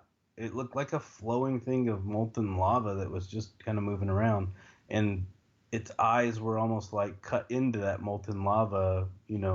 The actual lava underneath it. Okay, so the eyes themselves, um, did they have a discernible shape, like as in, No, like so it was just tentacles? like two slits. That just barely opened. It wasn't like an eyeball. It was just behind it was just the color orange, and it wasn't mean, menacing. It wasn't light and happy. It was neither really. It was just neutral. It So was just, hey, it was Switzerland. thing, hey, Okay. glob of mass. I'm looking at you. All right. Now, okay. So it had eyes that Yeah. you perceived to be Yes. eyes, Yes. and your wife is having the sense that something's there, but she's not seeing anything. Right. Okay. And when it finally looks at you and you guys lock eyes, then you go on a trip at that point. Yeah. Ineffable trip. Okay. So I guess I'm going to kind of ask you to F the ineffable. I will. So, I'll explain it to you the best way I can, and that's, I think, reading experiences like this, whether it be a Kundalini awakening or a mystical experience, uh, whatever name it is. There's hundreds of names out there. I found out basically every religion has their own term for it.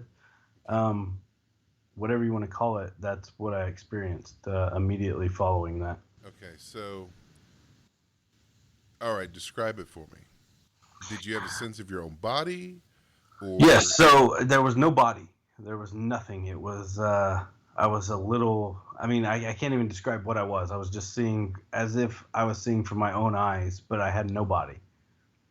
okay, now were you still in the room or were you like No, off in the I'm gone. cosmos somewhere? I'm sucked up. What I can only describe as like a man, it's like the inside of a tornado, but it's not all chaotic, right? Okay. It's kind of spinning but slowly, and what I'm seeing is little squares, all of like almost a bunch of little TV screens on this thing, but it's coming upwards from a point, the point that I entered, and then it's kind of a funnel up, and it gets larger and larger as it goes up, and it kind of spills over the sides, almost like the inside of a tornado. Okay. But I felt like I was being sucked up this thing.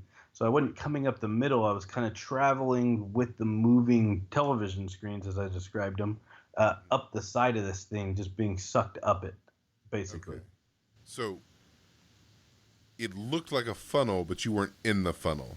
You were outside Yeah, of it. I mean, I was like moving as in a circular pattern up it, but I wasn't, it wasn't forceful. It wasn't like a tornado. It was a funnel, and it was moving. Best way I can describe it. Like I So said, you it's were like, ineffable. okay, so when you say there was no body, but you had the sense that you were moving Yes. and you weren't directing this, it was just happening. Right. So, wow. Yeah. Okay. So first instinct is I'm somewhere. Hmm. Um, and then I immediately went into I'm nowhere. And then I realized I'm everywhere. And at that point, I looked over and I'm like, what is this? And as I'm looking over at the wall of this thing, I realized that there's no time.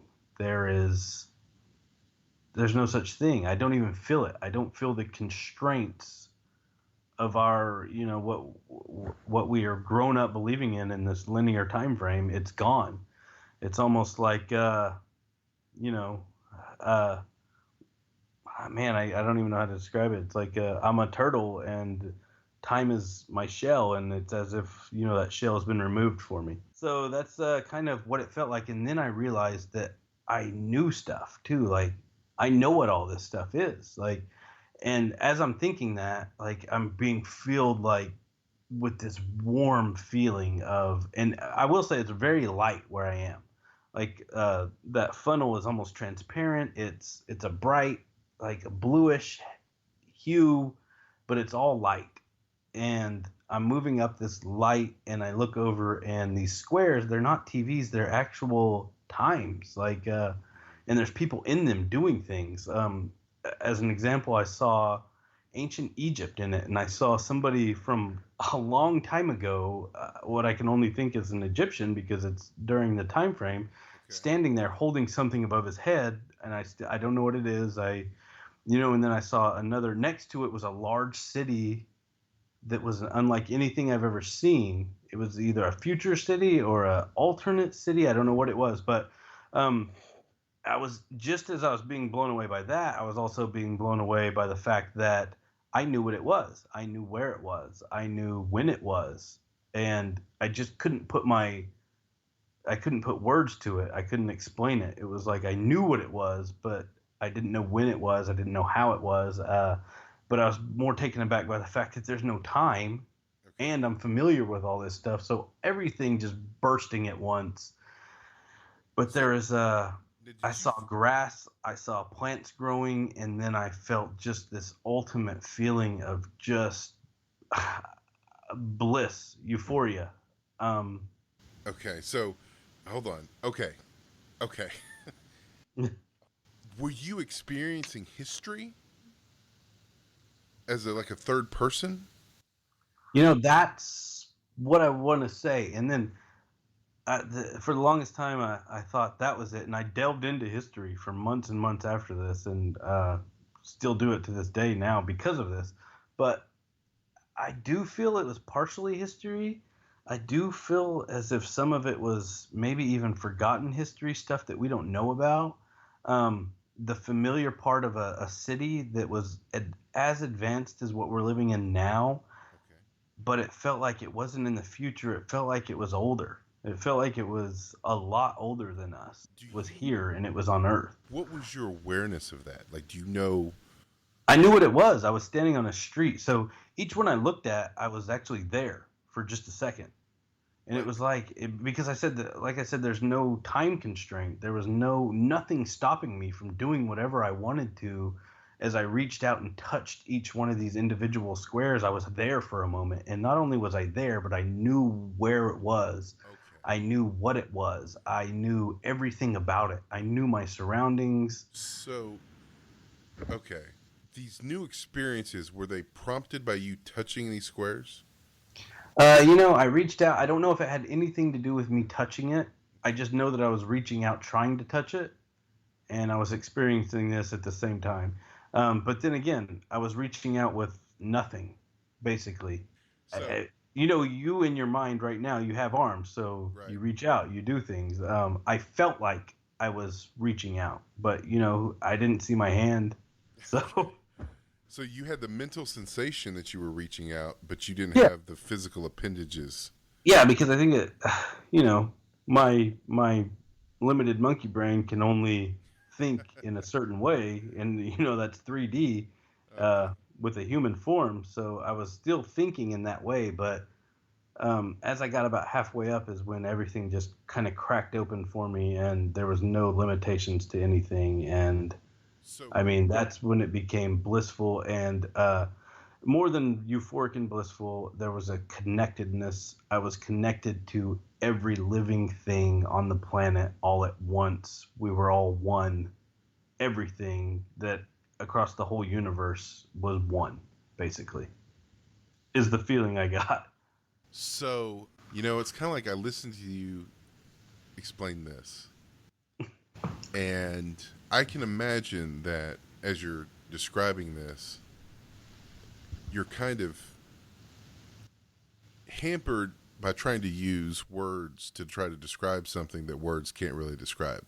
Yeah, and I mean, if you're gonna try to take and see, that's what's dangerous about this, I think, for me, and the telling of it is that I'm gonna tell you something, or not just you, but anyone who listens to this will try to think in those terms, and maybe I'm not hitting it. Maybe this is was my personal experience, and I'm telling it the best way I can. But like I said, coming into it, it's ineffable. I can't speak to what I experienced, what I felt, what I saw.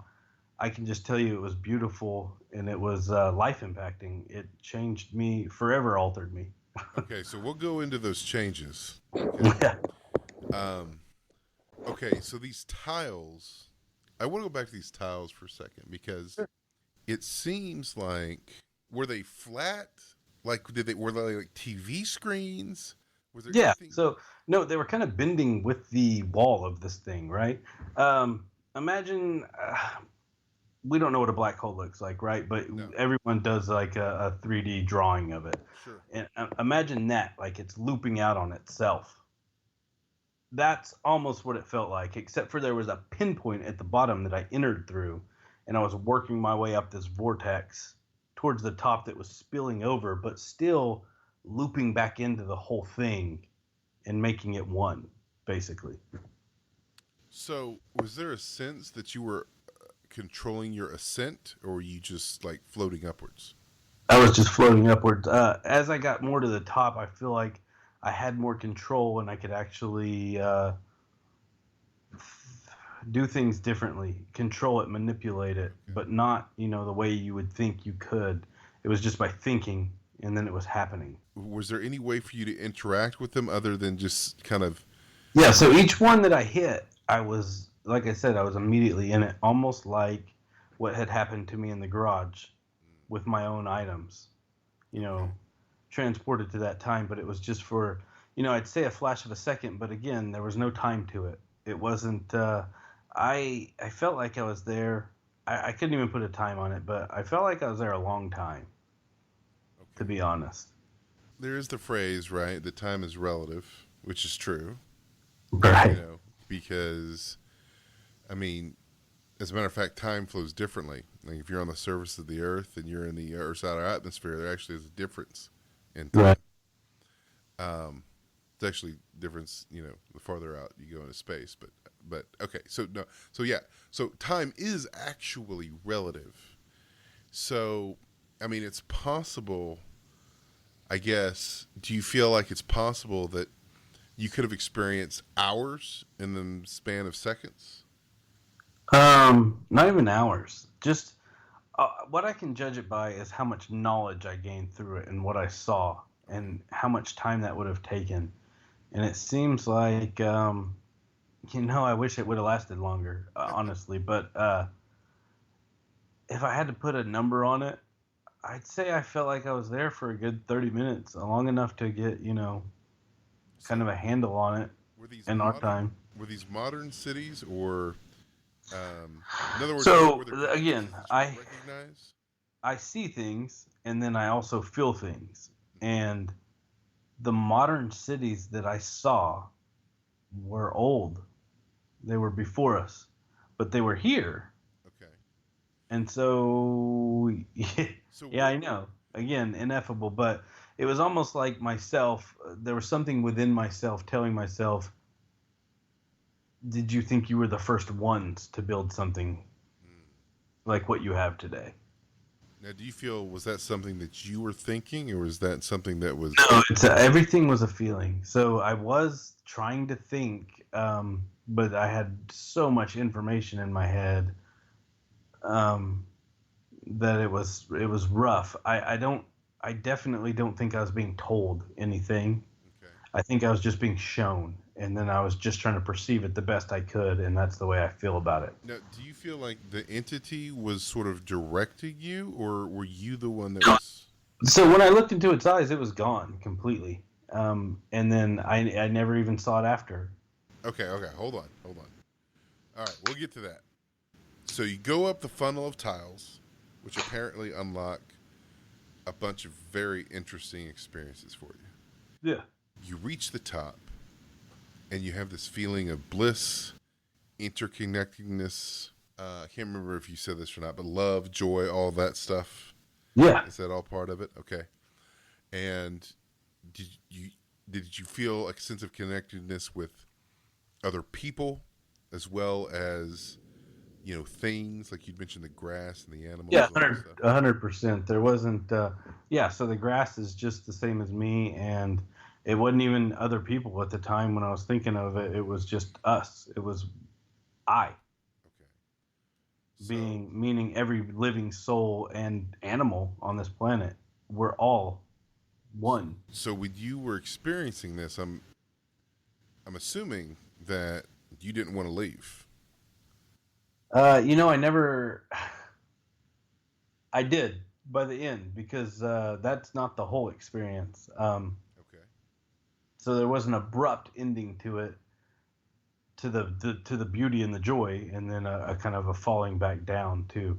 I will say that as I experienced these things, these tiles that I got to flash into for a moment, it was, I don't know if it was me just knowing everything, Uh-huh. and so of course I knew where I was, but it felt like I had been there before. It felt like my physical person had been there. I'd done this.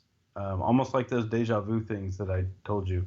It was just like my memory was almost unlocked to things that have happened to me in the past, Well, that's if that different. makes sense. That is definitely different. But again, I don't know. I don't know how to decipher any of this information. Well, if it makes you feel any better, you're definitely not the first to not have any idea of how to well, I mean, no, really, like these things, like the okay, well, it sounds a lot like your prototypical your prototypical mystical experience. Right. That's really kind of what it sounds like. And the people that have those things, they basically say, they basically say that it's like a universal data dump. Like all the knowledge of the universe is shoved into their cranium all at once. And they have a sense of knowing everything, being a part of everything, and like they're literally called the universal data dump. And that's kind of sounds like what you're describing a little bit, except it's a little bit different. Yeah. No. That would. So if you had to put it in a nutshell, that is exactly what it felt like. Okay. Just without my perception and my details that I'm adding, that is what it felt like to me. So you have this universal download going on, which Right. is happening, right? Yeah. And you have this feeling of bliss and all this stuff. But I guess, how did you know it was time for it to go? I didn't. So like I said, I got to the top, and then the last image that I was like reaching or trying or floating just above some grass that was waving in the wind, um, by almost by like a creek, I guess. But then I lifted up from it, and I was definitely in North America by the time I went up in the air. I felt like I was over in the eastern half of the United States being pulled up, Okay. and then I saw, America from like say you do Google Earth, Mm-hmm. and I kept pulling out until the Earth got man, it was still pretty big uh, in my head. So I'm just outside of Earth, looking at the Earth from space, Okay. and this all happens quick. So it comes out, the Earth is sitting there, and I'm looking at it, and I'm beholding this great thing, right? I've been seeing this great thing all the way up to the top of this funnel, so I'm like, "What? Show me more." Um, Okay. but then the Earth cracks, and it cracks right there by. I mean, I don't know if where it cracks has anything to do with anything, but where it cracked, it just stuck out in my mind was it was right by New York City or around New York. Okay. Just the panhandle that goes up there with Maine. Hmm. It cracked open right there, almost like I don't know. It just opened, and Hmm. it started off slow, like you could see it cracking, and then it just kind of cracked into the whole Earth right there in space, and just this liquid fire came out of it, and it consumed my whole vision. All I could see was a wall of liquid fire, and then that startled me, and I was like, "Whoa, what is this?" Right. I'm standing in front of this liquid fire. That's all the way. That's the only way I can describe it. It was a burning something. That does not sound like a good It was time. scary just because it was all that was in my vision at the time in my in my mind. But so it startled me and scared me, and then I fell back down into the vortex. Um, and I saw more visions, and it was more of I don't know. I saw a person, and it was one person. It was almost like tracking through their life, and I was trying to get a handle on that. Like I still don't have it. Like was it my son? Was it? But it led me all the way back in a quick fashion Hmm. to where I am right now, where I was on my couch, and then I was immediately there on my couch. Okay. So the earth cracked open, wall of flame, and now you're back on your couch. Yeah. Well, That I came tumbling down and had some weird visions that I felt connected to this person, this male, throughout their life, almost, and then I w- came back into my own life. okay, so you had a sense that you were connected to someone else's life? Yeah. So this was a male, and it felt like I saw him as an older gentleman, and then I saw him kind of, uh, maybe 40s, late 40s, 50s, and then 30s, and then 20s, and then Hmm. I saw him with his family, I saw him with his wife, I saw him like, and then I saw just kids, and then I saw Wow. myself, sitting on the couch. I mean, on the And you have chair no where I idea where I you have started this whole thing. you have no idea who this person was. No. That has got to be a trip. Yeah. Yeah. It is. Okay, so that happens, okay? And you're you find you're back in your body sitting on the couch. Yeah. What did you tell your wife? So that's that's the weird part too. Uh, Immediately, and the first word I've said to her since this whole thing happened, um, is I looked at her and I said, "Do you know that I've been dipping?" And she was immediately like, "What?" And I was like, "Did you know that I've been dipping? I've been hiding it from her. I had quit. I dipped, more years than I didn't in my life, and I Sure. figured it was time to quit. And so I had quit, and I met her, and then, I started afterwards, and I had been just hiding it from her. But I told her that was the first thing I said to her, and she's like, "What are you talking about?" And I'm like, she's like, or no, she said, "Why are you telling me this?" And I was like, "Because it doesn't matter." And I distinctly remember saying, "None of this matters," and then breaking down into tears, just uncontrollable sobbing. That is crazy. Yeah.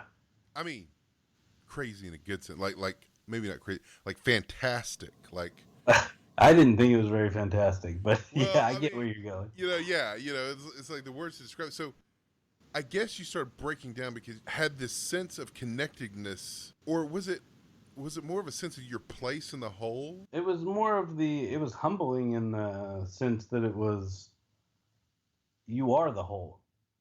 Mm. And I guess that's either humbling or, the polar opposite of humbling, uh, but you're not special, right? You're just what everyone else is. You're all connected. You're all the same, and you need. Basically, I came out of that feeling like you need everything. There's a balance, and you're all connected, and you're all on this trip together. So the first thing that you thought to told your wife, because obviously you were hiding it from her because you did not want her to know that you'd been dipping again, Yeah. uh, was that you've been dipping because you had the sense that it doesn't matter. Right. And I'm sure that she was still like, okay. Fuck. Yes. And then you basically break down sobbing, which I'm sure did that freak her out even more, or did what did Oh, you? it did. And then the first thing she did was move to comfort. And a lot of what happened, looking back at it now, and it's incredible to think back on it, is that everything was in place. Everything was kind of aligned the way it needed to be. Everything led up to this moment. And I had the right people and the right things around me to be able to handle something like this. Because come to find out through a lot of studying that these type things that happen, can make a person go insane. And Yes. I think it's set up the way it was supposed to work, and it happened the way it was supposed to happen. And I don't think I honestly don't, sitting here now, I don't know that I ever had a choice in the matter. So you had mentioned that this had changed you in some way. Yes. How would you say that this had changed you? You know, the things that happened afterwards, it changed my life in the sense that now I'm more open. Okay. I not only do I not claim a political party anymore, I am just 100 so against the two-party system that we're in. Okay. Uh, I was deeply conservative before. I'm not now. I judge everyone on a one-off basis. Like, is this a good person? Is this person good for me? This, and if you know me, this is not me at all. I am not. I am not this person at all. But it's not a liberal or a conservative thing. It's that I have this strong feeling that we're all just humans and we're tied into this thing together now. Um, and I mean, I still have my thoughts about it, but the things that happened immediately after, leading up to it, was a period of about, I'd say, 5 or 6 months of just great, great times. Like, Yeah. it's blissful. Everything was going right. I mean, we were leading into summer anyway, so it was spring, and then summer came about, and I started having, uh, not for the first time in my life, but some synchronicities started occurring that Oh, that's were interesting. glaringly obvious to me, uh, And just basically screaming at me. you feel that this is because of the experience that you had. Yeah, and so it was the path thinking back on it, like I said, what led up to it, almost, this thing was put into motion, I guess by me, but I don't know that I was doing it consciously. I had actually been, now that I've had time to reflect on it, I lost a lot of weight during that time. The months, not Hmm. in any extreme fashion, but the months leading up to it, I had lost about 50 pounds. I was eating cleaner. I was going to bed at 9 a.m. or 9 p.m. every I night was and about to waking up. say, I don't know that going to bed at nine No, a.m. is. that's healthy, but no, Yeah. no. So 9 p.m. every night. I mean, not typical, David style. I started fasting because there were just times when I didn't feel like I needed to eat. And it wasn't anything worrying. It was, I'd go 24 hours. I'd go even, up to and including like almost 3 days with fasting. Oh And then wow. I'd ease myself back into eating. And that was the way I lost weight, is that I basically told myself, well, who says that I need 3 square meals a day? Besides, the powers that be that are telling me I need this. Um, Okay. so everything kind of shifted for me, and I think a lot of it, if I had to pinpoint it, is that I finally came to the realization in my own life that I wasn't the most important thing in my own life. And I did get married, and it was a great experience, and all of that. But after having the child, I was about just over a year into having the child, and I had completely given myself over to this other little human, and all of a sudden, I wasn't the most important thing. I wasn't being selfish anymore. Everything wasn't for me. I didn't collect every dollar I could, and now I just want to be comfortable. I don't. I'm not trying to chase money anymore. I'm not. I don't want things. I'm trying to, declutter my life. I'm trying to sell off all my possessions because, like Tyler Durden said, the things we own end up owning us. So, Right. yeah. So it's been a real thing. There were some definite synchronicities that happened. Again with animals, more often and a lot more, like I said, glaringly obvious. And then a lot of things to do with that started coming up with specific like energy vibrations, things like that became really big. Okay. The synchronicities, like I said, everything kind of fell into place. Everything was going Now, just did you better feel than I had like ever been in my life, to be completely honest, for about so? 5 months. I have a feeling that we're gonna have to a lot more to talk about another time. Um, Yeah, but I just kind of want to close with a couple things. sure. Now, you kind of alluded to this. I just want to clarify. Now, do you feel like you are the one that caused this interaction to happen, or like in other words, you manifest? Do you feel like you manifested the entity and then went on this journey, and you're the one that was the catalyst for this, or if not, then what do you feel like this entity was? To be 100% honest, I still struggle with that to this day. I don't know if it's something that, again, like I said, I created in my head because I had something happening that was overwhelming for my brain, and so my brain was trying to make sense of it. I don't know if it was that or if there was something external that showed up, and like I said, I've noticed these things before, and I think there's both good and bad out there, and I think that by some luck of the draw, I bumped into thing that wasn't something that wasn't evil, something that wasn't out to get me, and I just bumped shoulders with it. And I was, for whatever reason, all these examples we've talked about through my whole life led to me being more open to this sort of thing, and me actually recognizing that there's something moving around on our planet that is not three-dimensional. It's a different dimension, and I acknowledged it finally. And it was like, I think it was like, hey, look, let me show you something. Let me So show you what I can do. was And it it showed me, this beautiful gift. so I guess basically you came to accept that there's like other planes of existence that cross with this one. 100%. Okay. Yes. Now, the other thing I want to ask you before we go, because I've had you for about 2 hours here, and I certainly appreciate you sticking with it and telling this story because it is pretty freaking amazing. Like, I gotta admit, it's pretty freaking amazing. I'm glad somebody thinks something of it. I definitely do, and I think that there's other people that will, like, and so this is going to be really interesting to see what the reactions are going to be.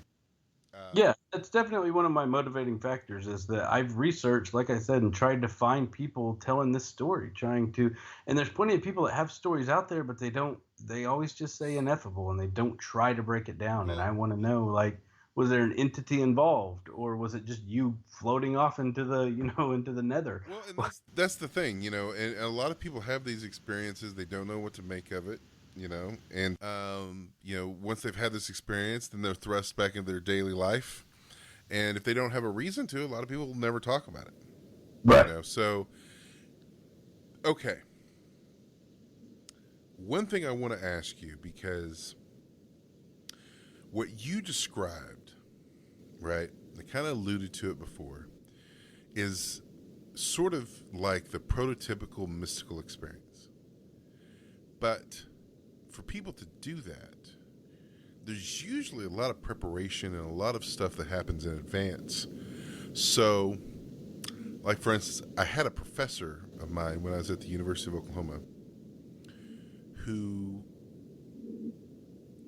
one thing he would do is he would, not at OU necessarily, but when he was somewhere else, what he would do is he would take students and basically take them out to the desert Okay, give them like a jug of water, tell them to sit down and like meditate until something happens. Okay, Right. I've had people that would basically stare at a flame. Okay, people who um, would chant, would have a mantra, that they would do over and over again, and the idea being, right, that if you're out in the desert long enough, obviously if you have a jug of water, you're going to get dehydrated. They wouldn't just sit there. They would pick a point, right? They'd pick a point to stare at, basically, and they Right. would fixate on that point and sort of meditate on that point. Kind of what people would do that would like stare at the flame or whatever. And the whole idea is to get you out of your dominant brainwave pattern so that you can experience something. But you didn't do any of Right. that, right? So I guess I mean, I don't think, right? Like, have you ever practiced meditation, or have you ever done anything like that before? Not in the traditional sense, but I've gone down that path. I've researched all the people that do try to have this happen. And on one hand, I think it's that they're just not ready yet to experience something like this. On the other, I think the act of trying to do something is what's preventing them, because there's always that thought in your head. And at that time in my life, I was completely living in the moment. I didn't have a care about what tomorrow was, and I didn't think Well, about what today, what happened I mean, in the previous day. there's a lot of people to what you described actually applies to for sure. Um, but there's a lot of people though that have sought out to get this experience, and they have. But these are the things that they had to do in order to try to have that experience. Yeah, no, and I think And part of it was I don't know why. I did read about there are spontaneous occurrences, sure, um, and if I had anything to those say usually about start it, religions, by the way. yeah, I mean, if I had anything to say about it to anybody that is chasing it, I tell them don't. I mean, Don't. uh, say make sure you're mentally ready for something like this. It's there's been definite hardships. It's not just all sunshine and rainbows. And it's a process now for me, but it's a process that I understand, and it's working towards something. So, in that sense, it means a lot to me. Um, but again, I don't know why. I don't know how. I I was just man, I was just living in the moment. I was just so happy Okay. about where things were in my life that I finally calmed down. And like I said, I wasn't thinking about tomorrow. I wasn't thinking about yesterday. I was just in the moment. I was just soaking up every moment, and I was being present. Well, I And have to tell you, it's certainly a unique experience. You know, I have more than just a passing interest in this stuff, but this is the first that I've heard of something like that, and it's certainly, as far as it's just happening, right? Like not going and making ayahuasca and trying to do all these crazy things and right, you know uh, without trying to do any of that, but just having this experience just basically almost out of nowhere, is definitely unique. So there are some things that I'd love to talk to you about later. Maybe we can do another show another time, as yeah, of far course. as like some of the after effects and all this stuff.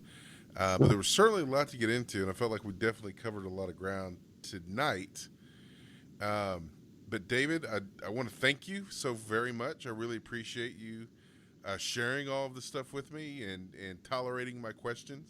You know, uh, Yeah, thanks to you, Bo, for giving me the platform to do so. for sure, man. Well, listen, we'll do it again sometime. We'll kind of expand on that. There's some other things I'd love to ask you, but you've got a wife to get to, so I'll let you do that.